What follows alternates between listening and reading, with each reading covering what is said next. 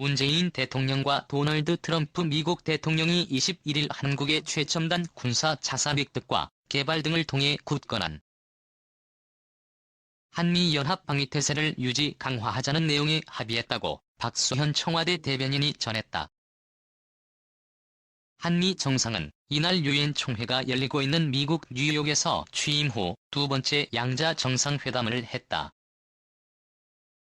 이 자리에서 양국 정상은 북한에 대해 압도적인 군사력 우위를 유지하는 것이 필수적이라며 한국과 주변 지역의 미국 전략자산의 순환 배치를 확대하자는 데 공감했다고 박 대변인은 밝혔다.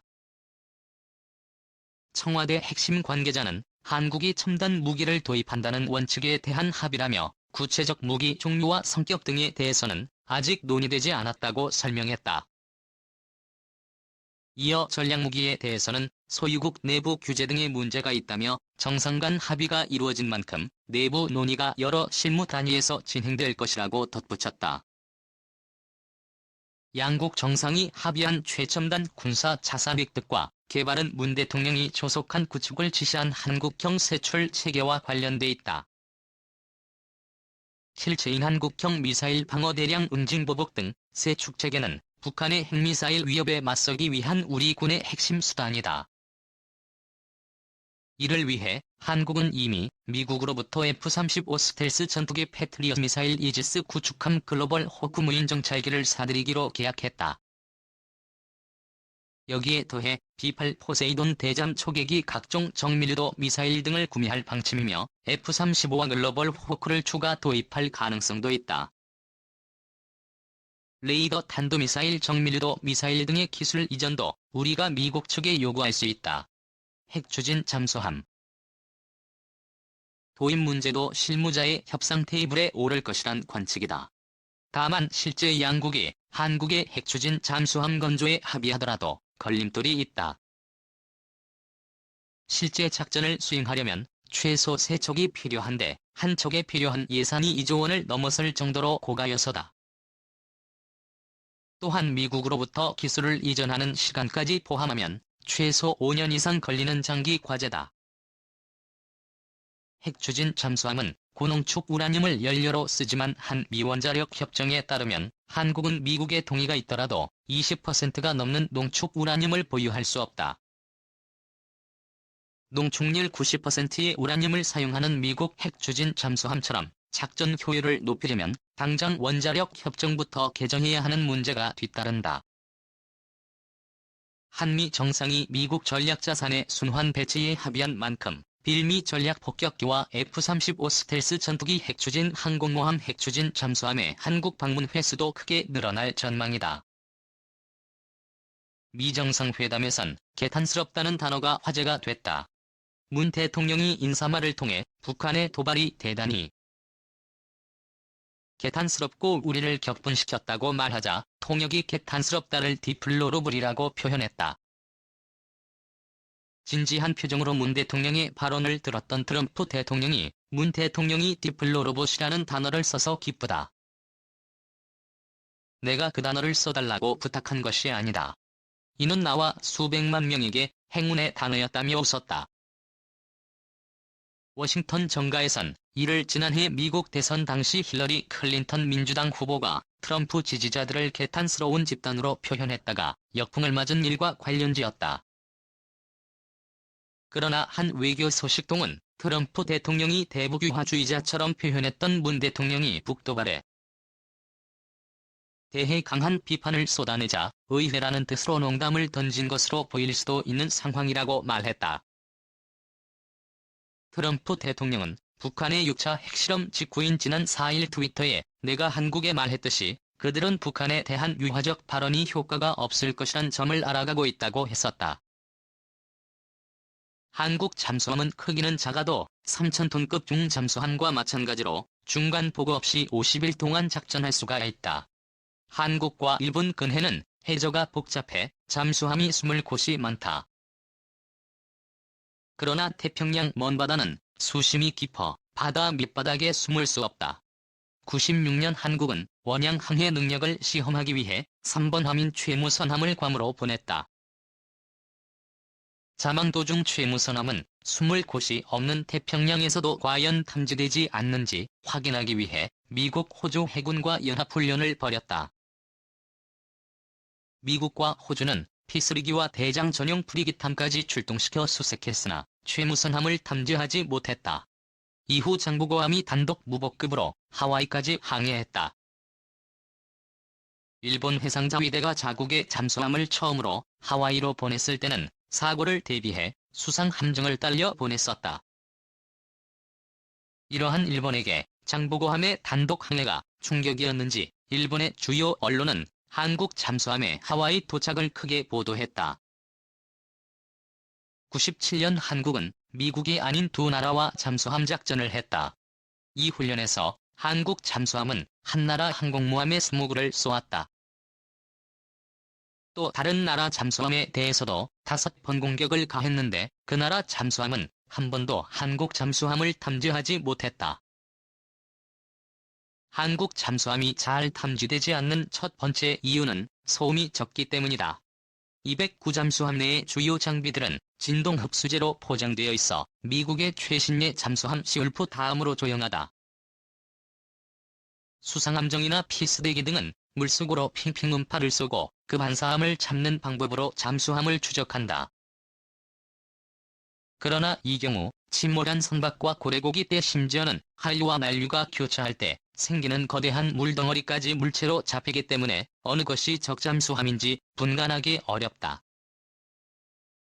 또 물속에서는 소리 굴절 현상이 일어나므로 잠수함을 탐지하고도 놓치는 경우가 있다. 바다 속은 결코 조용한 곳이 아니다. 새우가 지나가면 차량이 질주할 때 나는 정도의 소음이 발생한다. 고래와 파도 조류그리고 배엔진룸 등으로 바닷속은 시끄럽다. 이러한 소음에 사무칠 수 있기 때문에 209는 물론이고 아주 구식인 북한의 상어 잠수함마저도 잠수해버리면 잘 탐지되지 않는 것이다. 항공모함을 비롯한 대형 함정이 200부를 비롯한 재래식 잠수함으로부터 공격받을 수 있다는 것은 미국 해군에 큰 부담이 되고 있다. 과거 미국의 항공모함은 계류하거나 저속 공진 상태에서 탐지기를 발진시켰다. 그러나 잠수함 공격에 취약하다는 사실을 확인한 후 우선 30노트의 최고 속도로 기동하면서 함재기를 띄우는 쪽으로 작전을 바꾸었다. 항공모함이 고속 기동하면 이를 추적하는 잠수함 역시 전속력으로 뒤따라야 하는데 이때 잠수함의 소음도 매우 커지므로 탐지가 쉬워진다. 두 번째로 항모는 순양함, 구축함 등 수십 척의 함정과 반드시 전단을 이루어 기동한다는 원칙을 세웠다. 함정 수십 척이 때를 지어 기동하면 물속에 있는 잠수함은 어느 것이 항공모함인지 구별하지 못한다는 점을 노린 것이다. 한국군의 수건 사업인 SLS역 잠수함은 2200톤인 209 잠수함을 2500톤으로 개량하는 것이다. 이 잠수함에는 측면 배열 소나와 공기무관 추진체계 적외선 잠망경 등 최신 장비를 장착할 계획이다. 한국은 SLS 의류 사업을 통해 잠수함 설계 능력을 확보한 후 2000년대 초반 한국형 잠수함을 독자 설계하겠다는 계획까지 세워놓고 있다.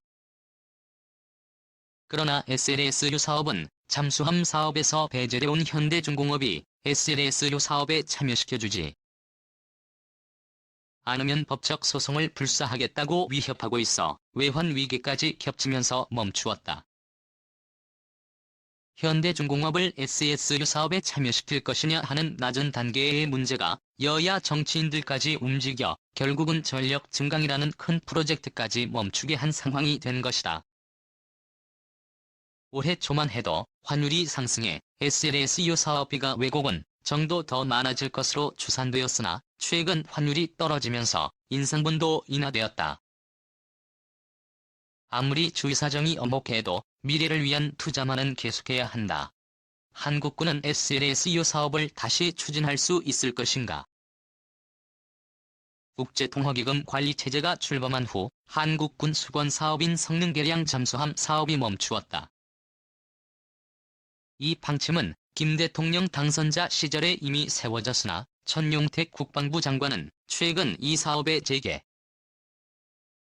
의사를 내비쳤다. 적자는 군사 전략가들 또한 잠수함 사업만큼은 반드시 살려야 한다고 주장한다. 잠수함 사업을 되살려야 하는 첫째 이유는 유사시 한국이 주변 강국을 공격할 거의 유일한 무기가 잠수함이기 때문이다. 독도 영유권 문제로 한일 간이 전쟁이 일어난 경우를 가정해보자. 일본 육상자위대는 전차 1,1230대열 3개 사단으로 구성되어 있다. 반면 한국 육군은 전차 22만 50대와 50여 개 사단을 보유하고 있어 한국군이 우세하다. 그러나 해군력의 절대적인 열세 때문에 한국 육군은 일본 땅에 상륙할 수가 없다. 공군력은 일본이 약간 우세하다. 그러나 전투기의 작전 반경이 500-600km여서 양국 전투기가 동해를 건너 상대국을 공격하기는 어렵다. 더구나 일본은 한국 전투기 움직임을 손금 보듯 살필 수 있는 최신의 공중조기 경보기 E-767과 이시를 갖고 있어 한국 공군기의 일본 공습은 거의 불가능하다. 국제규제조약 발생 전에 힘키워야 해군력은 일본이 절대 우세하다. 대만 국방부 분석에 따르면 일본 해군력은 8대1의 비율로 한국을 능가한다. 만약 일본 잠수함이 한국의 최신의 구축함 광개토함을 격침한다면 한국 함정은 진해항 등에 숨어 전혀 밖으로 나오지 못할 것이다. 이렇게 되면 일본 해상자위대가 지상군을 한국에 상륙시킬 수도 있다. 이 경우 한국 육군이 거세게 항전해 일본군을 물리친다고 해도 전쟁의 상처는 고스란히 일반 국민이 뒤집었을 수밖에 없다. 제2의 임진왜란을 연상시키는 이 전쟁에서 만신창이가 되는 것은 한국이고 일본 땅에는 포탄 한 발 떨어지지 않는 상황이 벌어지는 것이다. 한국이 국민 총생산의 5%를 방위비에 투자하는데도 적국을 공격할 무기가 없다는 것은 우리를 우울하게 만든다. 한국군이 보유한 미사일 중 사거리가 제일 긴 현무 미사일 발사를 생각해 볼 수 있다. 그러나 이 미사일은 한미 양해각서의 제한 때문에 사거리가 1180km에 불과하다. 따라서 부산에서 쏘더라도 인구가 적은 동해 쪽 일본에 떨어질 뿐 태평양 쪽에 있는 도쿄나 고베 등 일본 주요 도시는 가격할 수 없다. 더구나 일본은 팩트 패트리어트 미사일을 보유하고 있어 날아오는 현무 미사일을 얼마든지 요격할 수 있다. 이 답답한 상상을 깨뜨릴 수 있는 유일한 무기가 잠수함이다. 잠수함은 미국 제이든 독일 제이든 미국의 최신의 시울프 잠수함이든 구식인 북한의 상어급 잠수함이든 종류에 관계없이 여간에서는 탐지되지 않는다는 공통점이 있다. 그렇기 때문에 한국 잠수함이 일본 해상자위대 사령부가 있는 요코스카항이나 사세보 구레 항이제로 숨어들어 일본이 자랑하는 최신의 이지스 항공고호를 격침할 수도 있는 것이다. 만약 한국 잠수함이 도쿄만 입구에서 떠올라 하푼 미사일이나 함대지로 개량한 현무 미사일을 도쿄 한복판에 떨어뜨린다면 일본인들은 상당한 심리적 공황에 빠져들 것이다. 이 경우 일본은 한국 수역으로 보낸 상당수의 함정과 잠수함을 불러들여 한국 잠수함을 추적해야 한다. 그 결과 한국에 대한 일본 해상자위대의 공세는 현저히 둔해져 전쟁은 소강 상태로 접어들 수 있다. 한국과 일본은 독도 영유권 문제보다 훨씬 더 큰 국익을 공유하고 있어 절대로 전쟁을 벌여서는 안 된다. 절대 다수의 군사 전략가들은 한국과 일본이 모두 미국과 군사 동맹을 맺고 있어 미국의 동의가 없는 한 절대로 전쟁을 벌일 수 없다고 말한다. 그러나 동북아의 역학관계가 언제 어떻게 변할지 모르므로 한국은 자위 차원에서라도 최소한의 공격력을 보유해야 한다고 지적한다. 미국은 핵 확산 금지 조약 등 국제 조약을 만들어 한국 등 선발 개도국이 핵무기와 장거리 미사일을 갖는 것을 막고 있다. 그러나 잠수함 보유를 규제하는 조약은 아직 만들지 못했다. 군사 전략가들은 이 점을 지적하며 미국을 비롯한 주변국의 압력이 거세지기 전에 한국은 적정 수준의 잠수함 전력을 보유해 안보를 다져야 한다고 지적한다. 한국 잠수함 공격력에 미국 해군 경하,